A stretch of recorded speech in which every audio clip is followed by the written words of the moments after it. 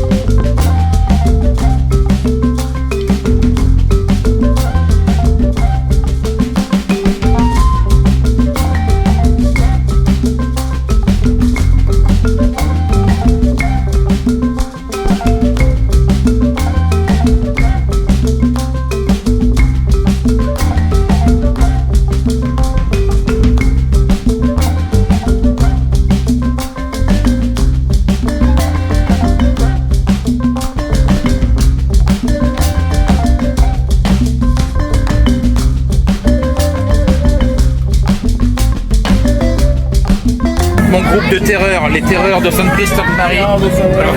Voilà. Ceux qui se mettent dans le fond du car, les meilleurs élèves. Regarde.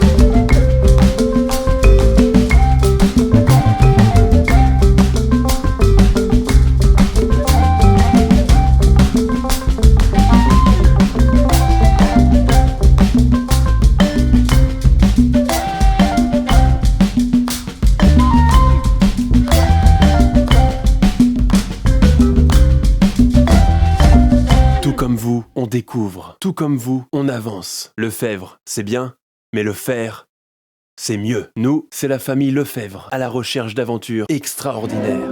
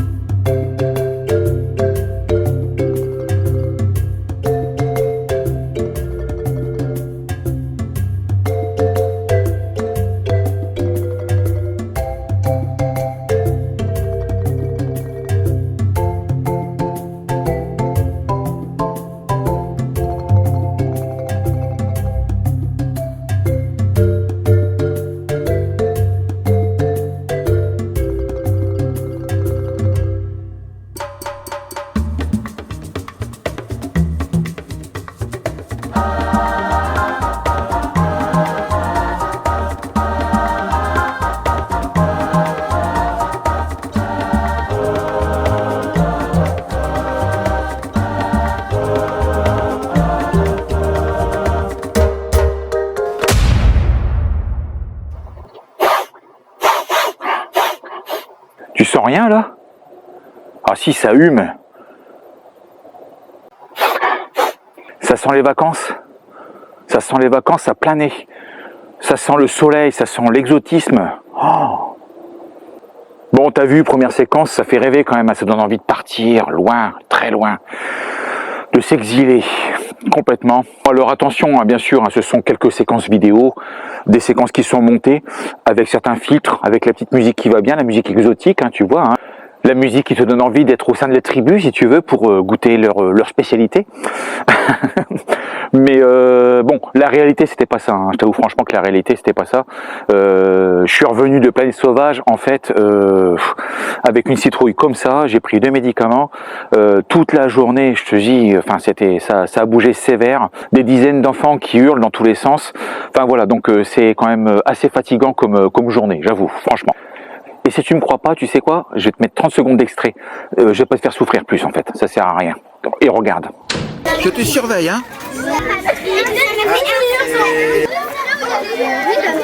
Allez les gars, essayez de suivre. Hop.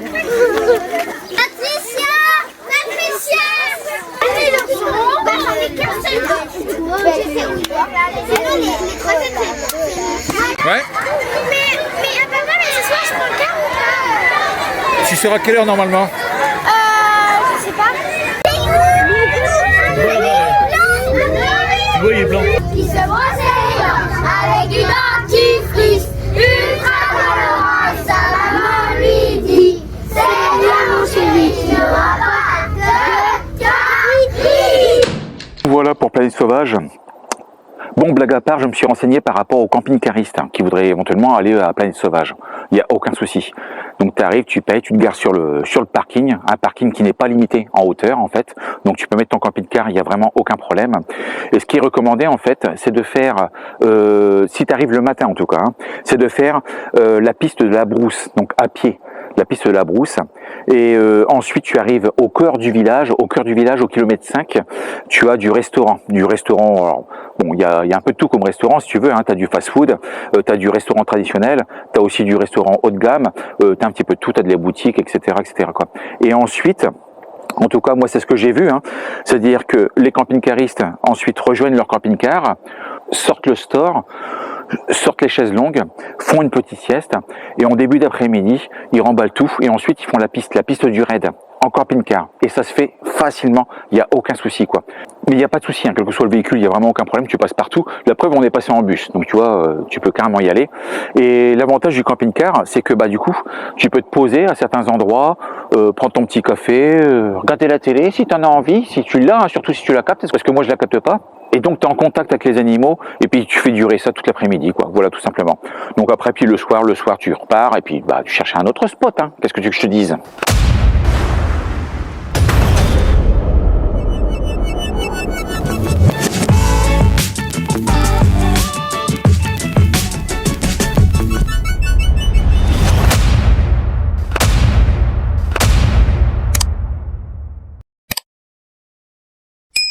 Bon alors ce soir, troisième et dernière réunion avec la team Aubinet, parce que le temps passe vite, mine de rien, il va falloir qu'on s'active. On va enfin valider notre road trip, les différents pays, les différentes destinations. Avant tout ça, je vais emmener les enfants à quelques activités. Bah oui, il faut les occuper les enfants, hein, en attendant. Alors juste avant, oui, j'ai un petit souci au niveau de mon store. J'ai perdu une vis papillon en fait. Voilà la vis papillon. Et donc du coup, je l'ai perdue ici. J'ai perdu une vis papillon et donc j'ai voulu la commander là sur internet. Le problème c'est qu'il m'indique 3,60 € la vis. 3,60 € la vis, ça embête un petit peu. Mais je vais essayer de trouver une autre solution. Tout augmente. À cause de la guerre en Ukraine, c'est normal. Parce que c'est eux qui fabriquent les vis papillons. C'est comme le pain, c'est comme tout, la moutarde de Dijon. Même le camembert cœur de lion, il a augmenté. T'as vu? Fabriqué en Normandie. Mais bon, apparemment, la Normandie, c'est aussi en Ukraine. Donc du coup, je sais pas. Bon, bref. Non, blague à part, ouais, mais c'est normal. À partir du moment où il y a du transport, à partir du moment où il y a de la livraison, et donc du transport de marchandises, en fait, hein, le prix du carburant a énormément augmenté. Donc forcément, c'est répercuté sur le prix du produit. Donc voilà, c'est pour ça que tout augmente, en fait. Hein. Et c'est pareil, hein, moi, tu vois, je suis obligé de le faire aujourd'hui. Hein, c'est-à-dire que nous sommes dans le e-commerce. Nos transporteurs augmentent les tarifs. Bah, les tarifs augmentés, on les répercute, bien sûr, sur les produits, forcément. Donc voilà.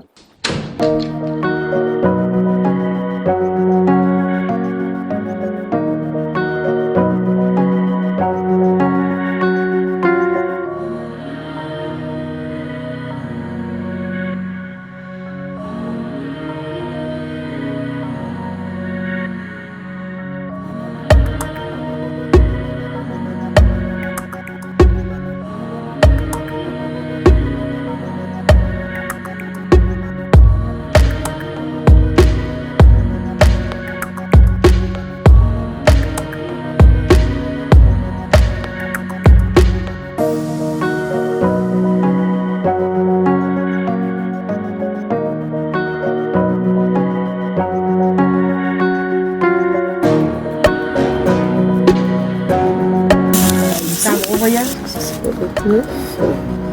Dernière réunion. C'est reculé. Attention. C'est sûr que si on va dans le nord, laisse tomber le prix, c'est encore plus en termes de... Même l'essence. Même l'essence. Tiens, essence du Maroc. 1,68. Ouais. L'essence. T'as pas un globe qu'on tourne et qu'on mette le doigt dessus? Bon bah non, on sera encore... on va le tourner 15 fois.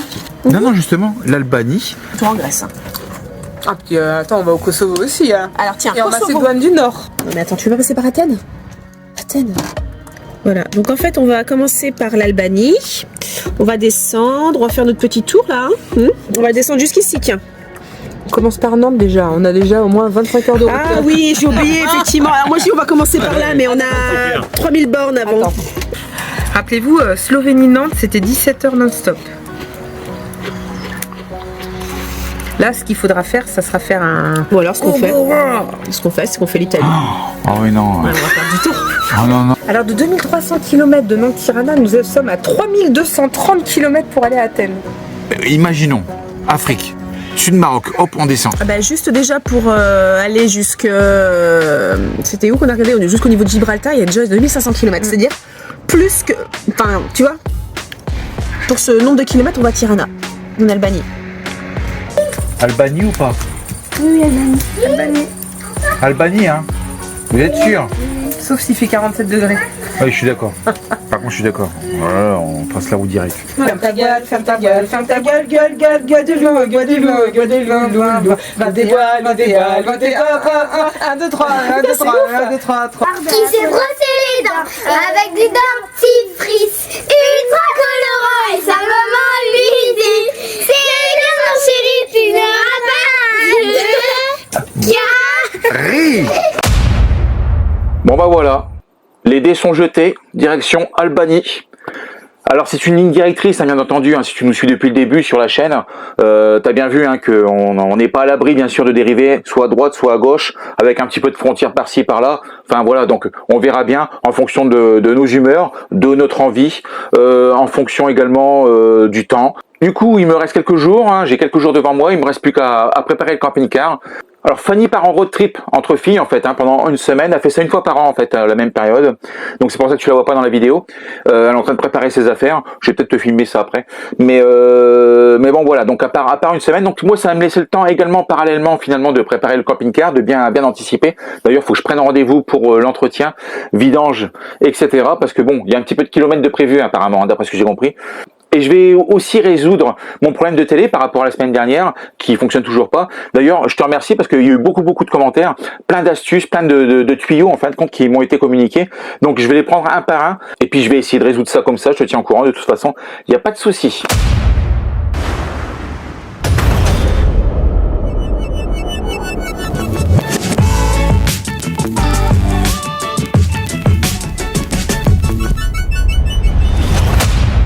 Bon alors amis terriens, pendant que Fanny est en train de préparer son road trip, hein, alors je t'explique pas le chantier, tente, matelas pneumatique, duvet, etc. Enfin le truc tout à péplum quoi en fait.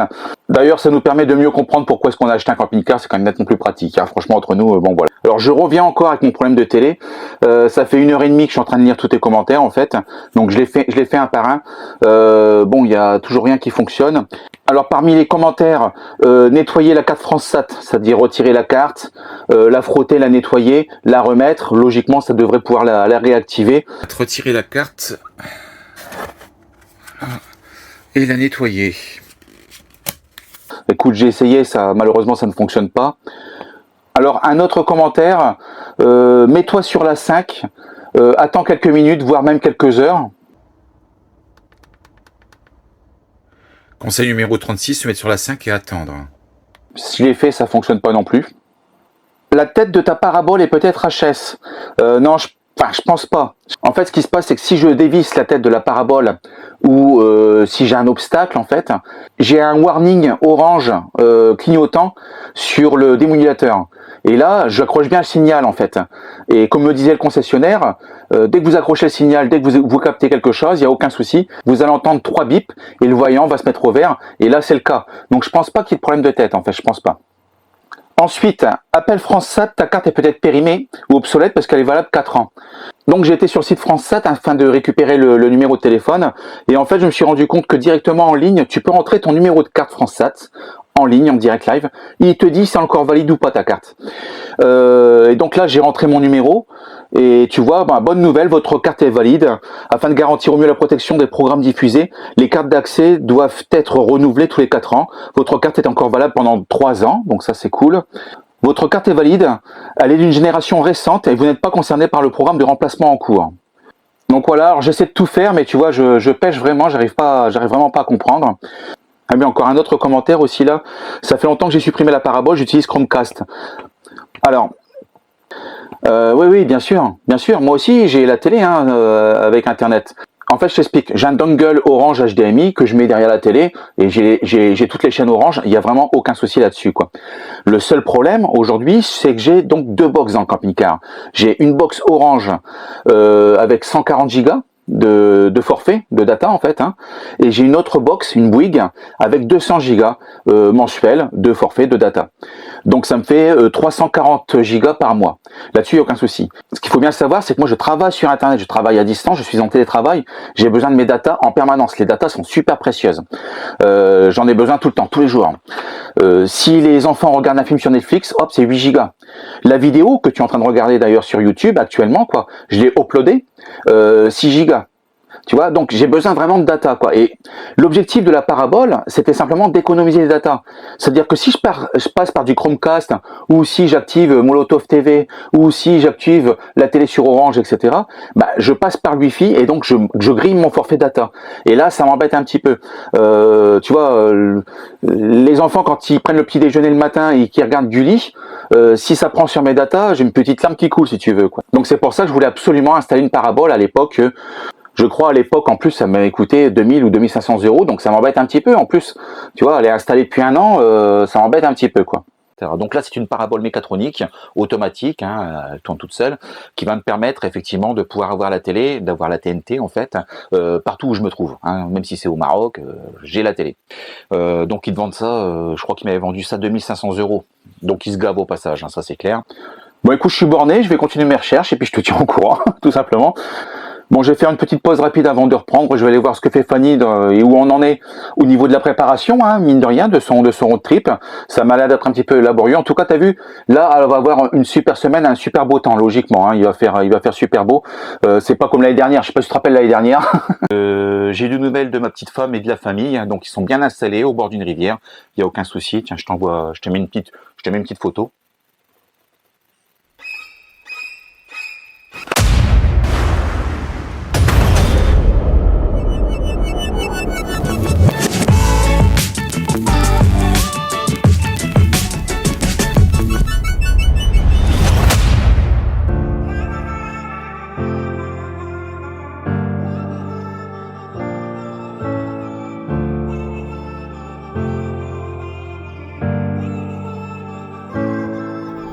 Bon alors je te montre quand même, Fanny s'est installé un coffre de toit, un coffre de toit.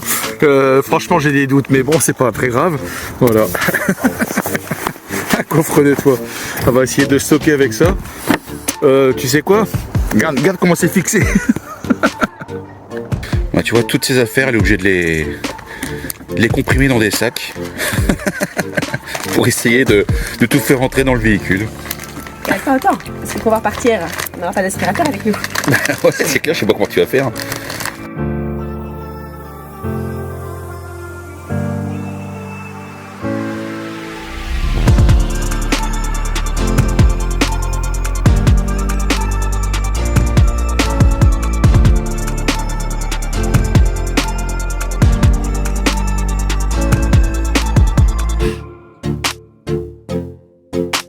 Alors, regarde les filles qui partent en bivouac. Ah, putain.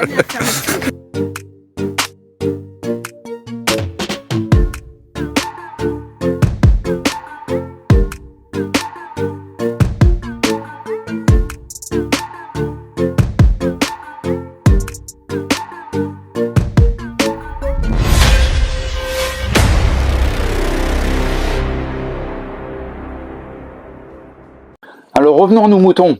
Pendant que j'y suis, Garden Camp, bah écoute, je continue d'avancer.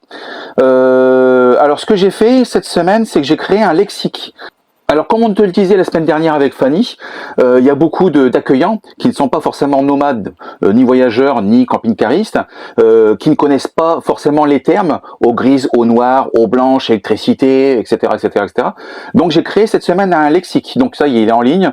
Ça va permettre ainsi à l'accueillant de mieux comprendre et d'avoir des explications sur différentes options qu'il pourrait éventuellement activer lorsqu'il va créer son jardin en fait. Voilà.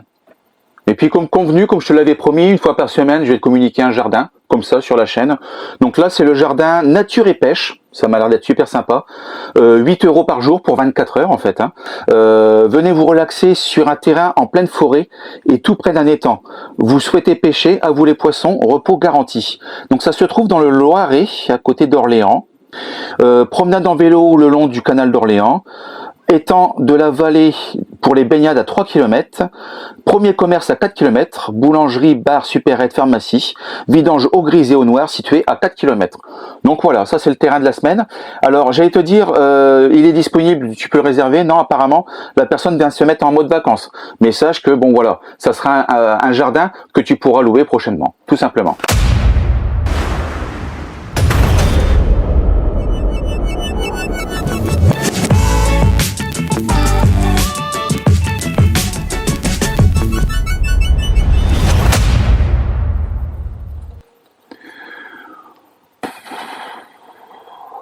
Bon là t'as vu, hein, il fait encore très très chaud. Hein.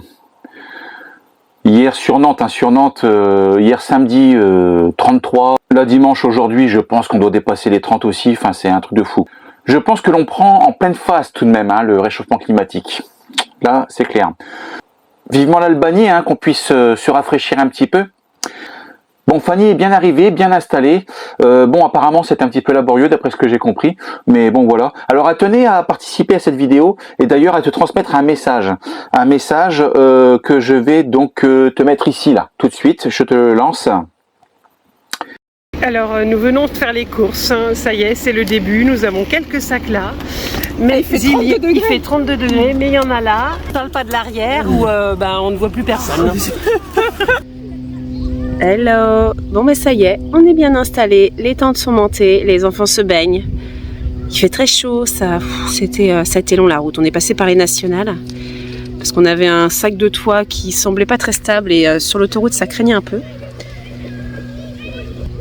Elle arrive. On est arrivé évidemment avec les courses, le bazar, les tentes, les 4 enfants complètement exténués du voyage avec la chaleur et tout. Et on est entouré de camping-caristes. Ils nous ont vu arriver, le regard qu'ils nous ont lancé, vraiment, je pense pas qu'ils aient apprécié notre arrivée bruyante. Donc, affaire à suivre. Ah bah oui, forcément, hein, la famille Lefebvre, ça bouge. Hein, Les Lefebvre sont dans la place, comme on a l'habitude de le dire.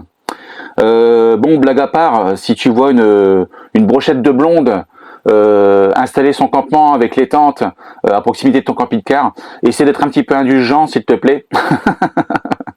D'ailleurs, à ce propos, vu que vous êtes apparemment beaucoup de camping-caristes autour du campement de ma petite femme, ce qui aurait été sympa, c'était d'aller la saluer, et avec le mot de passe suivant. Le mot de passe suivant qui va être... j'ai regardé l'épisode 6 jusqu'au bout. Elle comprendra. Je lui ai envoyé un message. Elle comprendra. Et puis sinon, si vraiment c'est gênant, le seul conseil que je peux te donner, c'est pars vite, hein. Parce que là, ils sont installés pour un moment. Hein. Ne te dis pas qu'ils vont partir demain. Là, ils sont installés pour un moment. Donc voilà. Bon, voilà pour ça, Mitérien. Il ne me reste plus qu'à te souhaiter écoute, une bonne fin de dimanche. Une bonne semaine également. J'espère que cette vidéo t'aura plu. On se donne rendez-vous la semaine prochaine, dimanche prochain, à 17h30 précise. N'oublie pas de liker, de t'abonner, le petit pouce en l'air, les commentaires, ça fait toujours plaisir, etc., etc. Et je te dis donc à la semaine prochaine. Bisous à toi, Mitérien. Just take my hand and fly up through the dreams where the skies are so clear. With you, I wanna stay with you. With you, I love the way that you love me today. Let's run up through the fields where the sun shines and heals. With you, I wanna stay with you. It's been so cold.